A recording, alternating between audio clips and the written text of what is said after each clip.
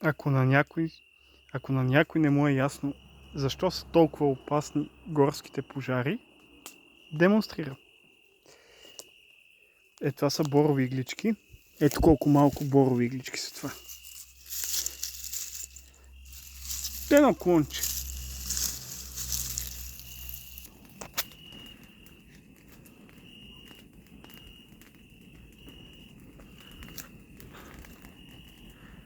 Това е само едно клонче. Даже е част от клон бор.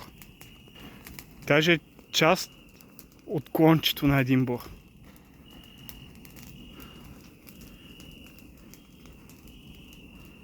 Ето това се получава. И после си фърляйте фасовете.